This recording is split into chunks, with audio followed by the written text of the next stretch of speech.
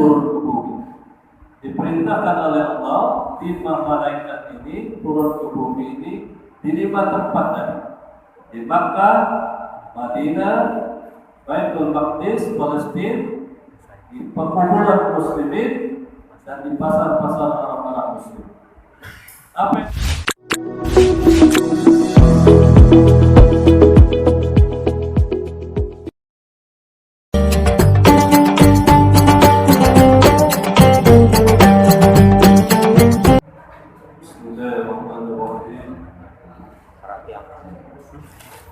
Assalamualaikum warahmatullahi wabarakatuh. Alhamdulillahirabbil alamin wal 'aqibatu lil muttaqin wa la 'udwana illa 'alal zalimin. Asyhadu an la ilaha illallah wahdahu la syarika lahu وأشهد أن محمدا عبده ورسوله. اللهم صل على سيدنا محمد وعلى آل سيدنا محمد وعلى أصحابه ومن تبعهم بإحسان إلى يوم الدين. أما بعد، رب اشرح لي صدري ويسر لي أمري واحلل عقدة من لساني يفقهوا قولي. رضيت بالله ربا وبالإسلام دينا وبمحمد نبيا ورسولا. ربي زدني علما وارزقني فهما.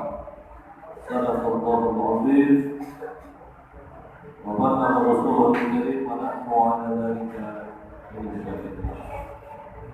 Alhamdulillah Rabbil Alamin, kita bersyukur kepada Allah. Dan malam hari ini kita masih diberikan oleh Allah karunia nikmatnya yang tak terhingga. Sungguh nikmat Allah la tuhsuha wa in ta'uddu nikmatallahi la tuhsuha.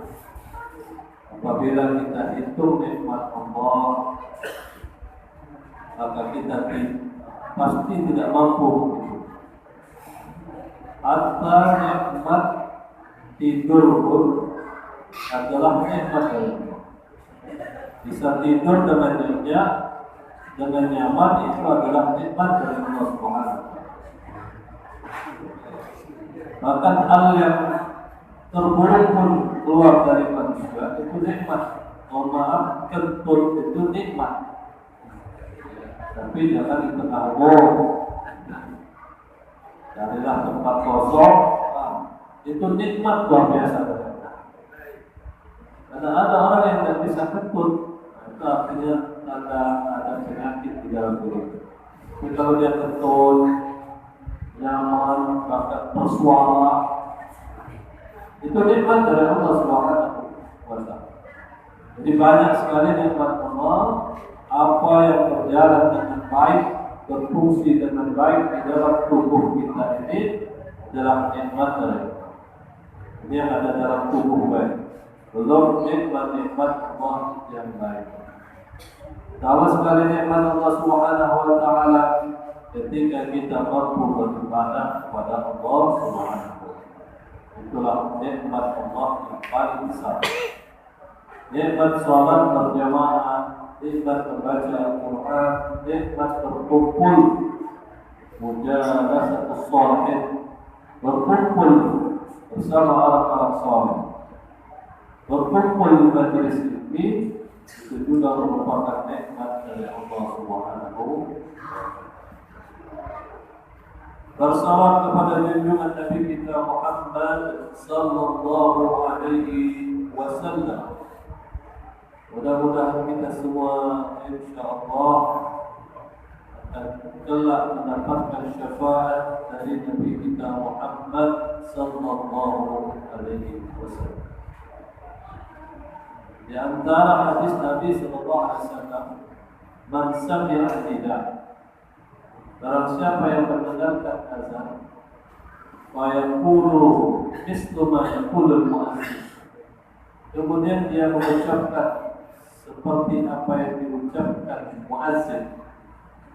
Kalau mu'adzin katakan Allahu Akbar, maka lisan kita ikut Allahu Akbar.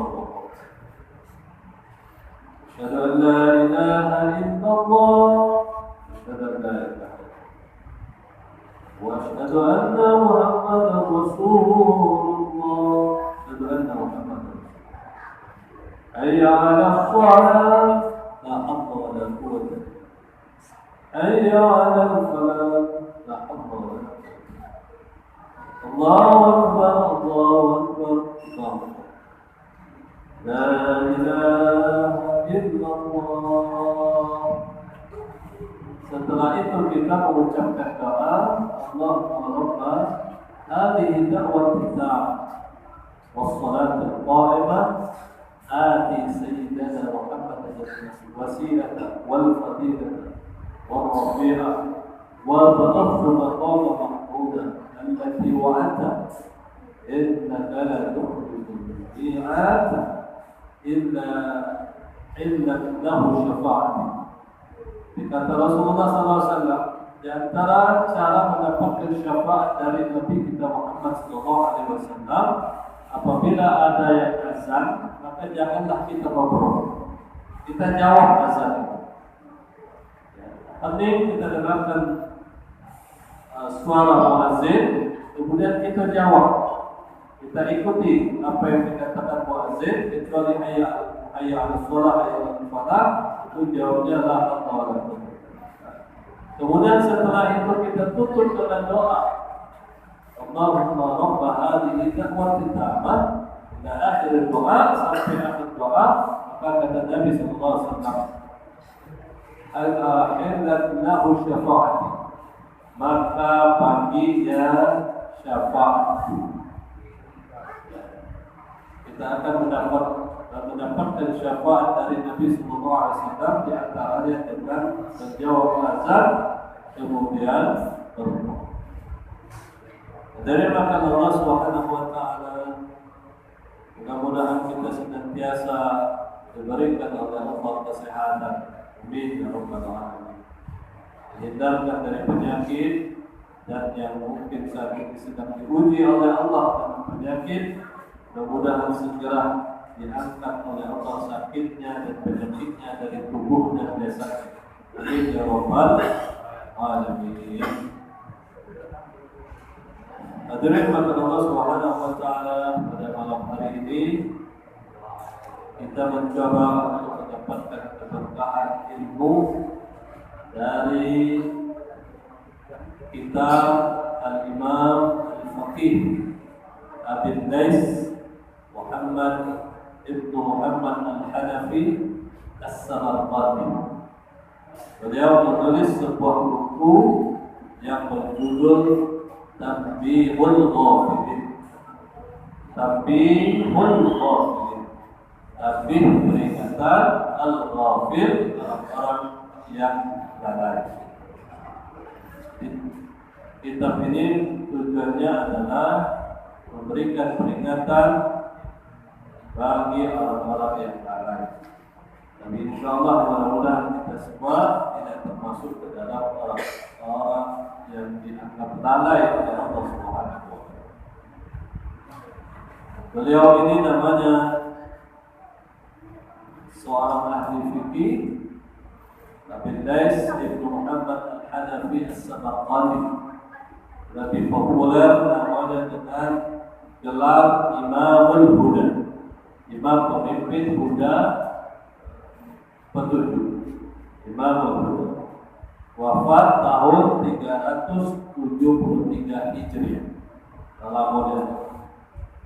Inilah yang disebut oleh ungkapan manusia boleh mati. Ini yang dimaksud dengan manusianya mati, tapi ilmunya terus berkembang. Ilmu yurtafa'u, ilmu yang bermanfaat. Yang termasuk juga makna panjang umur. Kata Nabi SAW, innama tulul umur. Sesungguhnya yang dimaksud dengan panjang umur biziyadatil amal, dengan bertambahnya amal kebaikan. Bukan bertambahnya banyak angkanya, tapi biziyadatil amal sholihah, bertambahnya amal sholihah yang kemudian terus bermanfaat hingga wafatnya. Ilmu yang diamalkannya, dia tulis, itu bermanfaat. Sama yang ditulis oleh beliau, wafat tahun 373 Hijriah. Sekarang tahun 1443 Hijriah. Jadi kurang lebih sudah 1100 tahun yang lalu beliau wafat, tapi ilmunya, bukunya, karyanya selalu dikaji oleh umat Islam hingga akhir kiamat nanti. Betapa amal yang semoga buku ini menjadi tambahan amal ibadah bagi beliau dan bermanfaat bagi kita semua. Amin ya rabbal. Di dalam kitab ini, di dalam salah satu judul Babul Mazalim, bab al-mazalim, bab tentang perbuatan zalim. Di dalam salah satu babnya ini beliau menuliskan sebuah hadis yang disampaikan oleh bapaknya, Bapak As-Samarqandi, Bapak Imam Al-Faqih bin Lais bin Muhammad Al-Hanafi As-Samarqandi. Namanya Abu Lais. Bapaknya Muhammad bin Al-Hanafi As-Samarqandi. Samarqandi itu nama tempat. Samarkand, nama suatu daerah. Kalau sekarang itu pecahan Rusia menuju Soviet, Samarkand. Karena banyak ulama-ulama itu juga berasal dari daerah-daerah pecahan Soviet. Ada namanya Al-Bukhari. Al-Bukhari itu sebenarnya nama daerah Bukhara, tapi populer kemudian mengangkat pada dirinya Imam Al-Bukhari. Kemudian kitab yang dibaca pada saat marhaban, Al-Barzanji. Sesungguhnya penulis dari kitab itu namanya Syekh Ja'far, Imam Syekh Ja'far. Judul bukunya Al-Jauhar fi Maulidin Nabi. Al-Jauhar, mutiara-mutiara fi Maulidin Nabi sallallahu alaihi wasallam, tentang kelahiran Nabi Muhammad sallallahu alaihi wasallam. Kenapa jadi Al-Barzanji? Populer jadi Al-Barzanji karena Syekh Ja'far ini berasal dari sebuah daerah pecahan di Soviet namanya Al-Barzanj. Maka dia disebut Imam Syekh Ja'far Al-Barzanji. Populer buku ini adalah buku pembacaan Al-Barzanji. Padahal Al-Barzanji itu nama daerah. Begitulah memang melekat pada daerah asal dari penulis itu, melekat menjadi sebuah buku atau bahkan melekat menjadi nama. Sama dengan Abu Hurairah. Namanya bukan Abu Hurairah, tapi karena suka dengan kucing digelar oleh Nabi Abu Hurairah, bapaknya kucing, karena hobi ngumpul kucing. Jadi kalau di rumah kita banyak kucing, maka kita disebut dengan Abu Hurairah. Abu Hurairah, bapaknya kucing. Kalau banyak melihara burung, Abu Tuyul. Abu Tuyul, gitu ya. Karena burung bahasa Arab itu toirun, jamaknya tuyul.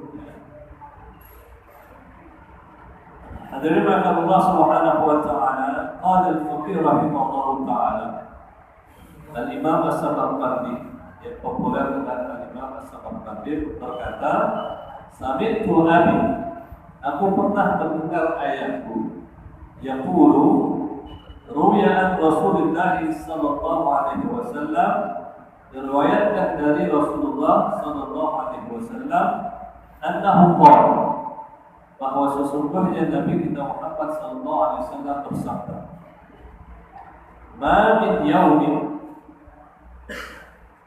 illa wa yanzil min as-sama'i khamsatun min al-malaa'ikah." Ma min yaumin, tidaklah dalam satu hari kecuali wa yanzilu min as-sama', turun dari langit khamsatun min al-malaa'ikah, 5 kelompok malaikat. Setiap hari itu 5 kelompok malaikat turun ke bumi. Ahaduhum di Makkah. Yang pertama turun di Makkah. Malaikat yang pertama itu turun di Makkah. Wasani bil Madinah. Yang kedua turun di Madinah. Wasalis di Baitul Muqaddas. Yang ketiga, malaikat yang ketiga turun di Baitul Maqdis, atau sekarang Masjidil Aqsa, Palestina. Yang pertama di Mekah Masjidil Haram, yang kedua di Madinah di Masjid Nabawi, yang ketiga di Baitul Muqaddas atau Baitul Maqdis, Masjidil Aqsa di Madinah, Palestina. Warabi'ah, yang keempat di maqabiril muslimin, di pekuburan orang-orang muslim. Yang keempat. Wal khamis bi aswaqin nas, wal khamis bi aswaqil muslimin. Yang kelima ini ada malaikat turun di pasar-pasarnya orang-orang muslim. Setiap hari di pasar-pasar itu turun malaikat. Wa amma alladhi yanzilu bi Makkah, apa yang mereka yang turun ke bumi, diperintahkan oleh Allah 5 malaikat ini turun ke bumi ini di 5 tempat tadi, di Makkah, Madinah, Baitul Maqdis, Palestina, di perkumpulan muslimin, dan di pasar-pasar orang-orang muslim. Apa yang mereka lakukan? Wa amma alladhi yanzilu bi Makkah, adapun yang turun di Makkah, fayunadi,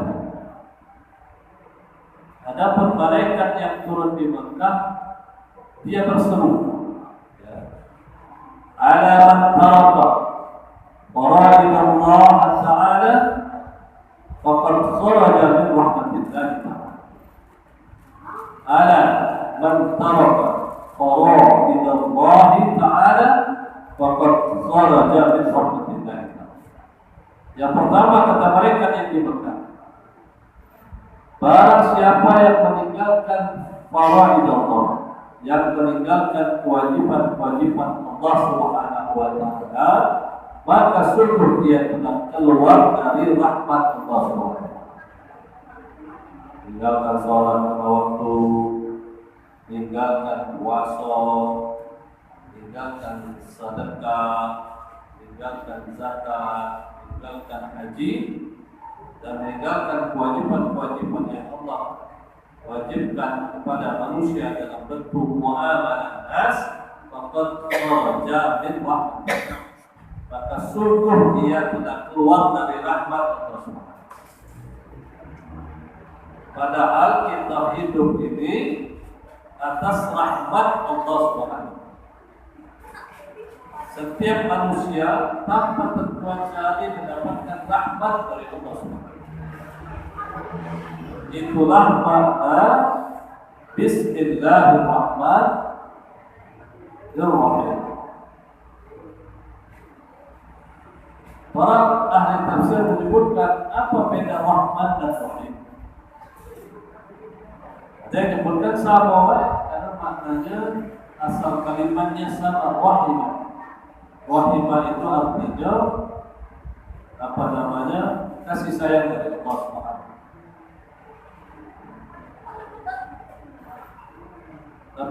Ada yang membedakan Rahman itu kasih sayang Allah bagi seluruh manusia di dunia. Baik yang Muslim ataupun yang non-Muslim, baik yang beriman maupun yang tidak beriman. Maka dapatkan rahmat, dapatkan rezeki dari Allah Subhanahu. Itu dapat, hakim dapat, dapatkan. Seluruh manusia dapat rahmat dari Allah Subhanahu berupa rezeki. Tidak ada beda. Itu rahmat. Bikadar rahim itu hanya diperuntukkan bagi orang-orang yang beriman di yaumil akhir nanti, pada hari akhirat. Hanya orang-orang yang beriman lah yang akan mendapatkan rahmat dari Allah pada hari akhir. Kasih sayang Allah pada hari akhirat di antaranya berupa ampunan dosa-dosa yang pernah kita perbuat selama hidup di dunia. Di antaranya dalam bentuk syafaat dari Nabi kita Muhammad sallallahu alaihi wasallam. Malaikat yang pertama menyuruh barang siapa yang meninggalkan kewajiban terhadap Allah, maka dia telah keluar dari rahmat Allah Subhanahu. Wa amal alladhi yanzilu bil Madinah. Adapun malaikat yang turun di Madinah, ia berkata, ala man taraka sunnat Nabi sallallahu alaihi wasallam faqad kharaja min syafa'ah. Yang kedua, malaikat di Madinah menjelaskan barang siapa yang meninggalkan sunnah Nabi, sunnah Nabi sallallahu alaihi wasallam. Banyak sunnah Nabi, bukan bini dua ini sunnah Nabi. Kadang cuma itu yang dikenal sunnah Nabi. Banyak sekali sunnah Nabi. Di dalam kehidupan rumah tangga sunnah Nabi itu luar biasa. Masuk WC sunnah Nabi kaki kiri. Di dalam WC itu sunnah Nabi. Buang air kecil, kalau bisa jongkok, sempatan jongkok, jongkok atau duduk, ya, itu sunnah Nabi. Masuk tadi mengucap Allahumma inni a'udzubika minal khubuthi wal khaba'is. Sebelum masuk sunnah Nabi. Keluar alhamdulillahilladzi adhabal anni ala wa afani sunnah. Jadi disebutkan masuk WC keluar WC itu kurang lebih ada 8 sunnah Nabi. Itu baru di WC belum di tempat-tempat yang lain. Nak makan, bismillah, tangan kanan, habis makan di jilat-jilat dikit jari-jarinya, itu sunnah Nabi sallallahu alaihi wasallam. Maka berusaha kita menghidupkan sunnah. Kenapa? Ala man taraka sunnah Nabi sallallahu alaihi wasallam faqad kharaja min syafa'ati. Barang siapa yang meninggalkan sunnah Nabi, maka dia telah keluar dari jalur syafaat Nabi sallallahu alaihi wasallam. Artinya orang yang tidak mengamalkan sunnah maka akan jauh dari syafaat Nabi kita Muhammad sallallahu alaihi wasallam. Padahal syafaat itu adalah andalan kita dalam segala kelemahan dan dosa kita. Bisa jadi belum ada yang diampuni oleh Allah Subhanahu wa taala, maka ada yang namanya syafaat dari Nabi kita Muhammad sallallahu alaihi wasallam. Syafaat itu pertolongan. Syafaat itu pertolongan. Seperti contoh, kita sulit apa atau datang orang yang tolong, itu syafaat. Itulah contoh kata syafaat itu. Seperti saya pernah urus visa di Mesir, sulit minta ampun. Tiba-tiba ada orang gagah, rapi pakaiannya, putih badannya, udah kasih kepalai, minta tolong, langsung dicoret-coretnya kertas aku. Ketika dibawa ke loket, tidak bisa ngomong lagi loket, langsung digawe gitu. Itu syafaat, contoh syafaat, pertolongan. Ada man taraka sunnah Nabi sallallahu alaihi wasallam faqad kharaja min syafaati. Barang siapa yang meninggalkan sunnah Nabi sallallahu alaihi wasallam, maka sungguh dia keluar dari syafaat Nabi sallallahu alaihi wasallam. Artinya dia tidak berharap syafaat dari Nabi Muhammad sallallahu alaihi wasallam. Padahal kita sangat berharap sekali syafaat Nabi kita Muhammad sallallahu alaihi wasallam.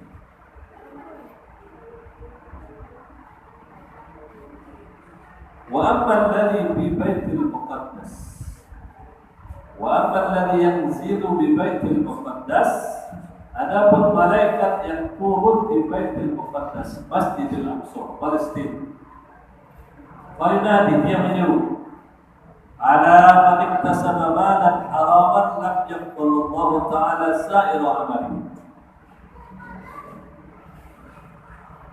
Orang yang iktasaba malan halal, yang mencari harta yang haram, ya. Alladhi man iktasaba malan haram, mencari nafkah, mencari harta yang haram. Barang siapa yang mencari harta yang haram, lam yaqbalullahu ta'ala sa'ira, maka Allah Subhanahu wa ta'ala tidak akan menerima amal yang di Baitul Muqaddas. Ala man iktasaba malan haraman lam yaqbalullahu ta'ala sa'ira amali. Orang yang mencari penghasilan yang haram, orang yang mencari penghasilan haram, atau cara yang haram, lam yaqbalullahu ta'ala sa'ira amali, maka Allah Subhanahu wa ta'ala tidak akan menerima amal perbuatan. Yang ketiga, wa amma alladhi yanzilu bi maqabiril muslimin. Kemudian yang keempat, malaikat yang turun di pekuburan muslimin. Apa yang disuruhnya? Ya ahlal maqabir, wahai ahlul kubur, kata malaikat. Bimada taqtabiruna wa ala ma la tandabun. Wahai ahli kubur, kata malaikat, apa yang menjadikan kamu iri dan apa yang menjadikan kau menyesal? Ini ahli kubur ditanya oleh mereka.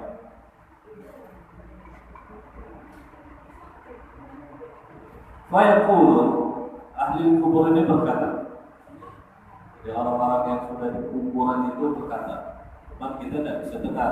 Kalau dengar bisa bahaya, kabur dulu. Fayaqulun, mereka berkata, nadamatuna ala ma fata min a'mali. Penyesalan kami adalah, ini ahli kubur, penyesalan kami adalah karena kami melewatkan saja waktu hidup kami dengan meninggalkan amal-amal soleh, baik yang mahdhur, khamsus salawat, salat lima waktu, puasa, haji, zakat, sedekah, ataupun amalan-amalan yang lain, majelis ilmi, majelis pengajian, salat berjamaah, baca Al-Quran, berbaik sama orang lain. Nadamatuna, penyesalan kami adalah karena kami meninggalkan amal-amal itu semua ketika hidup. Dan itu digambarkan oleh Allah dalam Al-Quran. Tidaknya disebutkan 3 kali yang saya tahu, itu lebih banyak lagi. Di antara yang dalam surat Muhammad, mereka yang ada di dalam kubur itu, mereka berkata kepada Allah, Rabbi irji'uni la'ali a'mal shalihan fima. Ya Allah, balikkanlah kami, ya Allah, hidupkan lagi kami ke dunia agar kami bisa melakukan amal saleh yang telah kami tinggalkan masa hidup kami. maka kita beruntung. Kenapa disebutkan bahwa nikmat, bahwa bisa beribadah itu adalah nikmat yang luar biasa?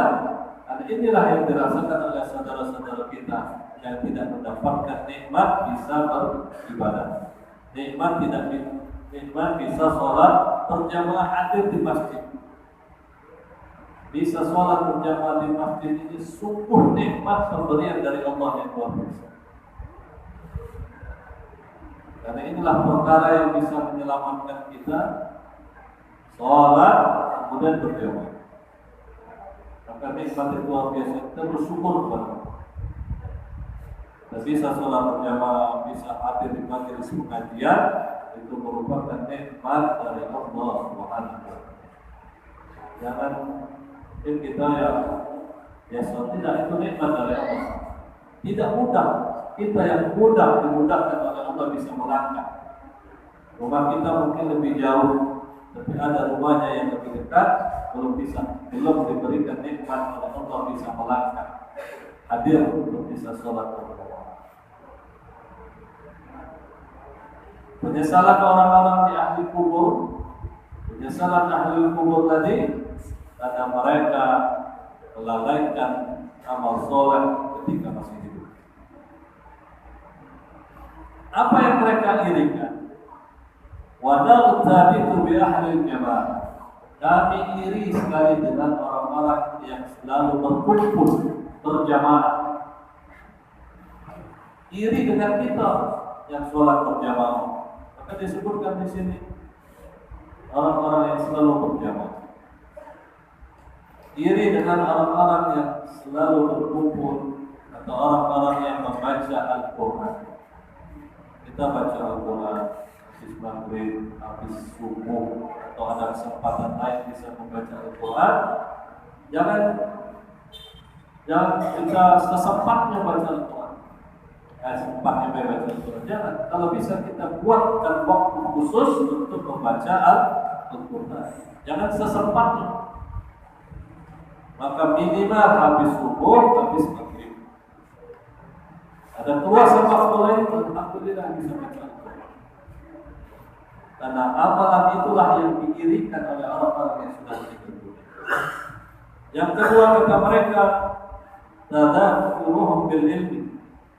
Mereka yang diirikan oleh ahli kubur adalah orang-orang yang berkumpul saling mengingatkan di dalam majelis-majelis pengajian. Yang seperti ini mereka ilmu lebih sekalian. Mereka iri dengan kita karena kita bisa hadir di majelis pengajian. Wassalawatihim ala Nabi sallallahu alaihi wasallam.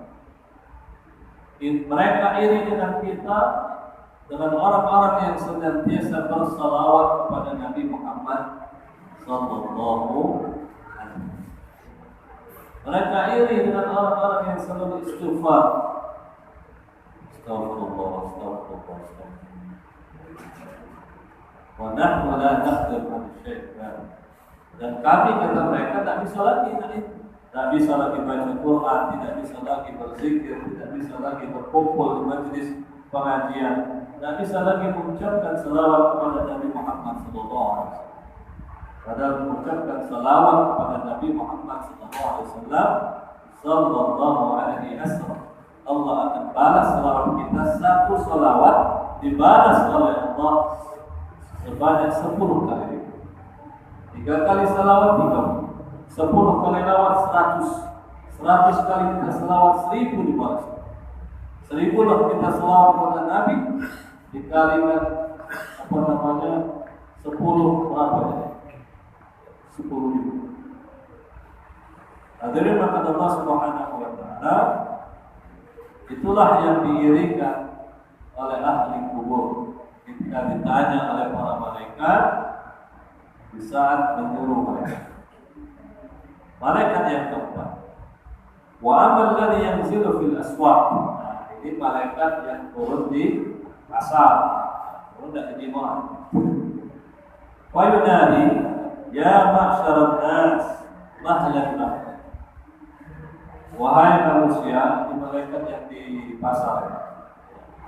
Ya ma'syaral nas, mahlan itu apa ya, kalau orang Arab mahlan santai, nggak usah rusuh, nggak usah bahasa Jawa yang koyo, kan apa benar? Koyo itu saking ininya sehingga meninggalkan kewajiban terhadap Allah Subhanahu wa taala. Datang waktu sholat Jumat masih jualan. Semakin Jumat datang semakin banyak yang datang. Tak beli, itu ujiannya. Maka katanya mahlan itu ingat. Ya. Rizki datang dari Allah dan sudah Allah takar, maka jangan sampai lupa kewajiban kepada Allah Subhanahu wa taala. Fa inna lillahi ta'ala satwa wa taqwan. Sesungguhnya kata mereka itu Allah itu memiliki kemurkaan. Faman khasya satwatah wa taqwatah. Barang siapa yang takut terhadap murkanya Allah Subhanahu wa taala, wal yudawi jirahatahu. Yudawi itu obati, jirah itu luka, maka obatilah lukanya. Maksudnya adalah segeralah bertaubat kepada Allah Subhanahu wa taala dari dosa-dosa yang kita perbuat. Hatta yatuba min dzunubi, sampai Allah Subhanahu wa taala menerima taubat dari dosa-dosa. Mahlan. Tenang, tetap ikhtiar, tetap berdoa kepada Allah Subhanahu wa taala dan tidak lalai dari kewajiban terhadap Allah Subhanahu wa taala. Maka dalam salat Jumat itu idza nudiya lis-shalati fi yaumil Jumat fas'au ila dzikr. Zikir kepada Allah Subhanahu wa taala, maksudnya segeralah untuk menunaikan salat Jumat. Tinggalkan jual beli. Maka jual beli pada salat Jumat itu khusus bagi laki-laki haram. Kapan mulainya? Ketika khotib naik mimbar, ketika azan di mana khotib naik mimbar. Maksudnya ketika waktu sholat, ya, ketika waktu sholat, ya, ketika datang masuk waktu sholat Jumat, itulah saatnya diharamkan jual beli. Mana ibu-ibu? Ibu akan urusan. Yang jadi urusan ini bapak-bapak gitu. Karena memang kewajiban sholat Jumat bagi bapak-bapak. Bapak memang azan di kita ini belum ideal. Azan yang 2 kali.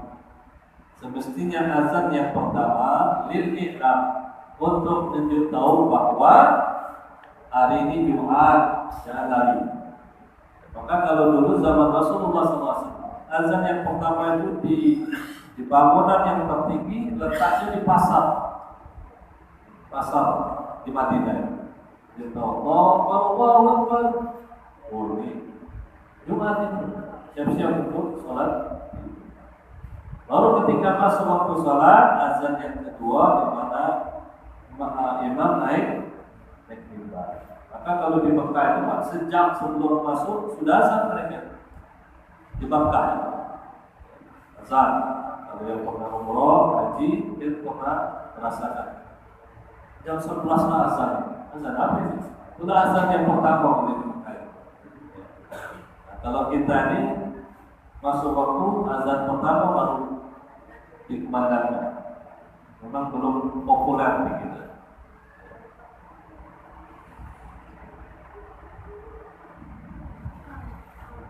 Hatta yatuba min dzunubi, sampai kemudian diterima oleh Allah Subhanahu wa taala.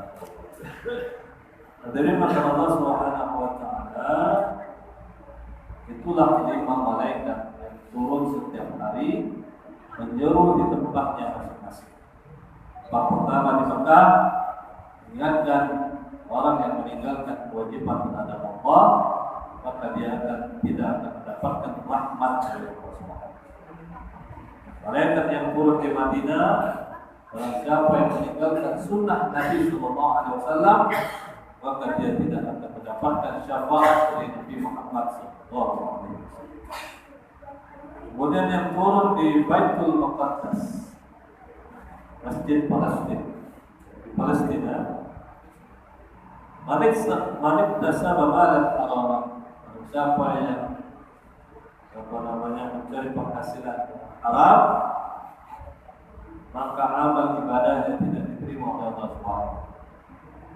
Kemudian malaikat yang bersuruh kepada di kuburan muslimin, dua seruannya, apa yang kalian irikan dan apa yang kalian sesali.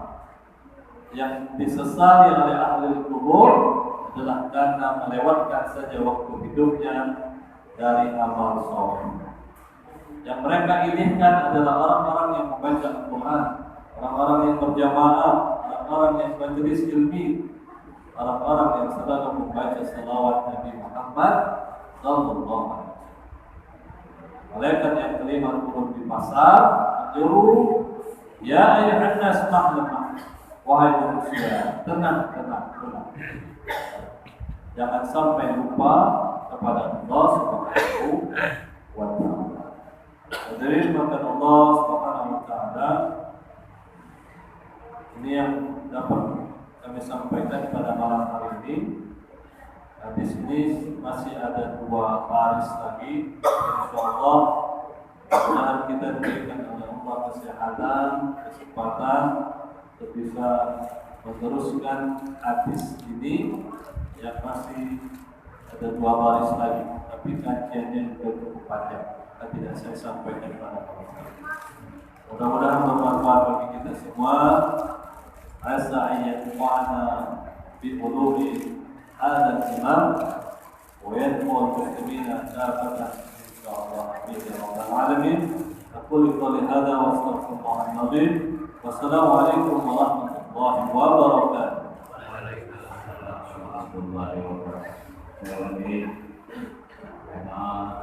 Karena dengan Allah dengan hari kita lakukan tentunya mengamalkan kita sebagai mulai bersama kami yang jelas sekali menggunakan Allah ada apa yang disampaikan kita tentunya jangan kami kemudian selalu baiklah, selanjutnya kita yang kedua kita menjawab seperti ada yang ingin ditanyakan dari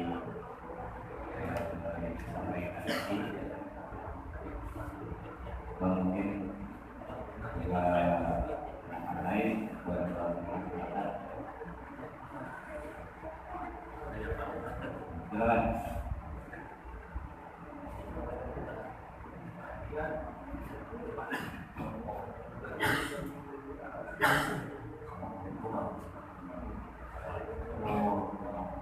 Tadi itu semua yang dilaksanakan atau dipakai oleh Nabi Muhammad dan dalam model ini lain dengan yang zaman dahulu. Jadi musik itu dia ada kami sudah kita pakai kontrol bagaimana ya? Yang kedua, cara ini atau yang pada umumnya ada kata yang mulai dari yang haram atau dari riba atau apa itu misalnya sampai itu banyak sampai turun temurun sampai ke anak cucu itu yang berdosa itu sama sampai dari awal anak turunan. Ya. Mulai belum dari taman mengenai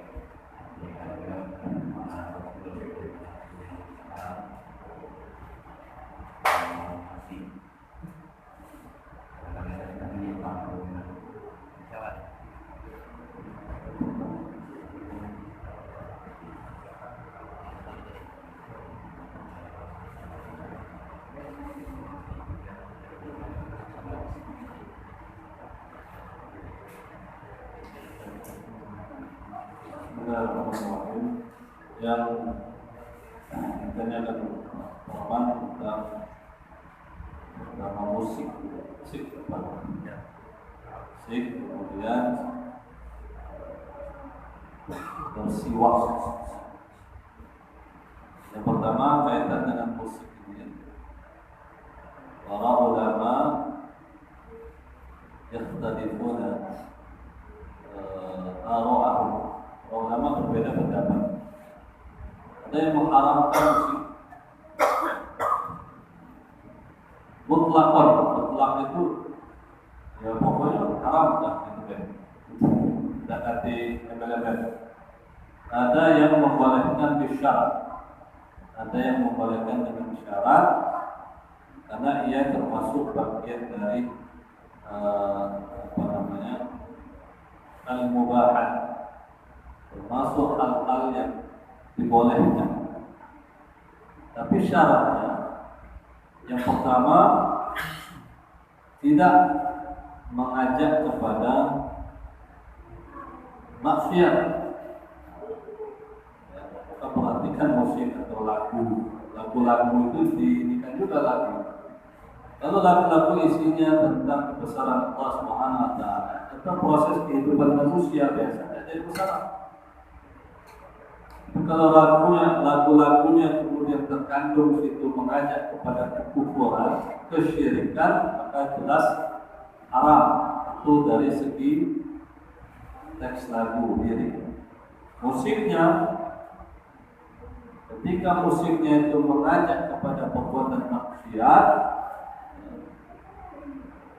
mendorong syahwat dan lain sebagainya, maka dia menjadi haram.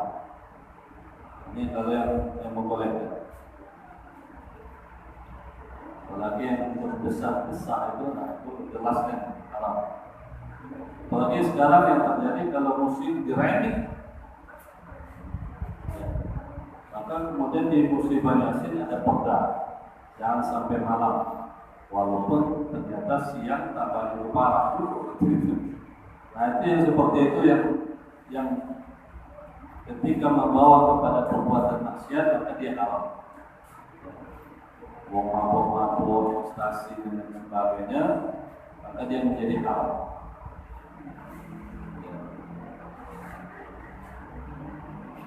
Yang kedua, makna sunnah. Sunnah itu memang, sunnah ini kalau dalam definisinya fikih, sunnah itu kalau dalam definisi fikih yang jika dikerjakan dapat pahala, jika ditinggalkan tidak berdosa. Itu fikih. Kalau dalam ilmu hadis, sunnah itu ma zahara an Rasulullah sallallahu alaihi wasallam.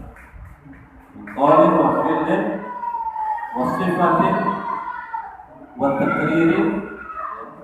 Sunnah itu apa yang berasal dari Nabi sallallahu alaihi wasallam, baik dalam bentuk ucapan, maka ada sunnah qauliyah, istilah para ulama hadis. Sunnah qauliyah ya, seperti qauliyah, mau makan baca bismillah, itu qauliyah. Ada sunnah fi'liyah sederhana, minum makan makanan, jangan kiri. Sunnahnya minum pakai tangan kanan, kadang santai loh, kiri.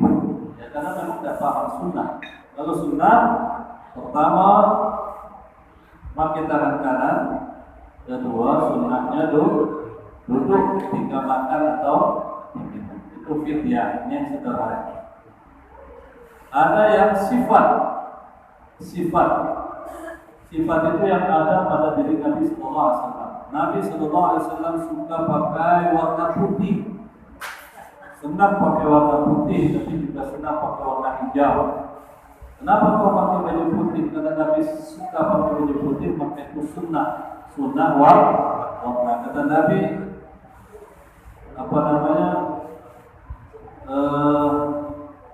kafanilah orang-orang yang mati darimu dengan kapan yang berwarna putih. Itu sunnah. Boleh tak pakai yang warna merah? Boleh. Hitam boleh. Tapi yang sunnah adalah warna putih. Karena Nabi SAW sangat menyukai warna putih. Ada takrir itu persetujuan Nabi SAW. Seperti contoh, di antaranya amalan Bilal. Nabi SAW itu mendapatkan wahyu bahwa beliau mendengar suara sendalnya Bilal di surga. Suara sendal Bilal di surga padahal Bilal masih hidup. Itu hebatnya Bilal. Ketika ditanya oleh Nabi Bilal, apa dia yang kau lakukan? Tidak ada Rasul. Setiap habis wudu, aku sholat surga.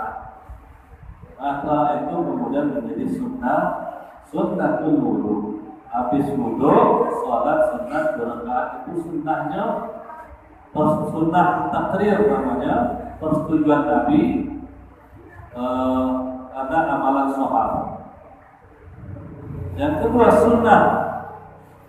sunnah itu di barangnya atau di substansi amalan yang ditanyakan Pak Arman tadi. Misalnya sikat gigi. Kalau kita dengar hadis Nabi SAW, "Laula an asyqa 'ala ummati la amartuhum bis-siwak inda kulli salat." Kalau aku memberatkan umatku, maka aku perintahkan kepada mereka untuk bersiwak. Bersiwak itu apa maksudnya? Ya, membersihkan gigi.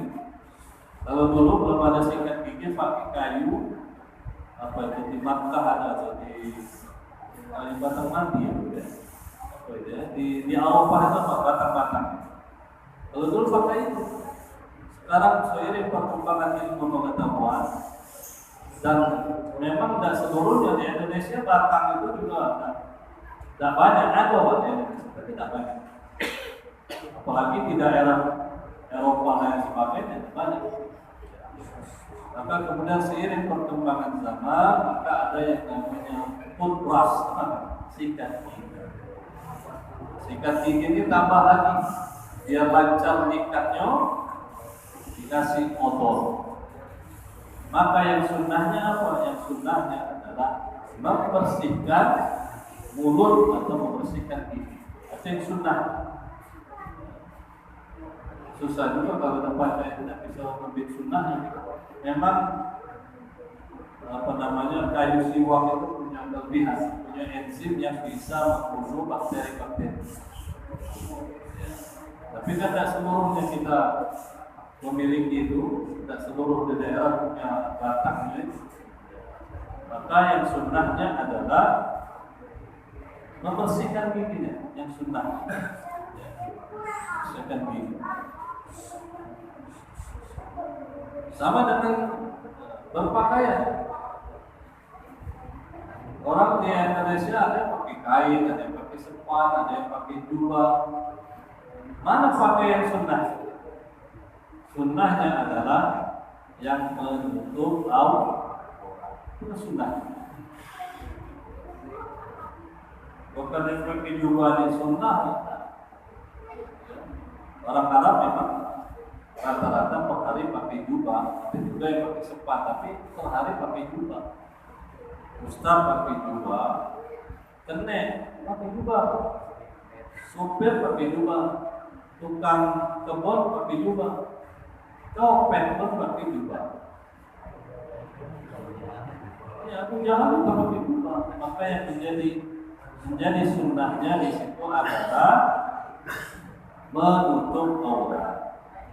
Kalau warna, ya Nabi SAW sangat cinta, suka dengan warna putih. Itu kaitan dengan substansi dari amalan Nabi SAW. Saya kira itu Pak Rahman yang dapat jawab. Terima kasih. Assalamualaikum warahmatullahi wabarakatuh. Waalaikumsalam. Bagaimana jawaban?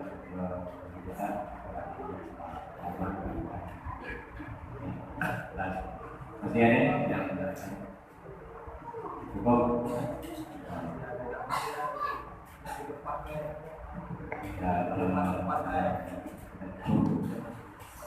Dan kembali malam ini kita cukup dan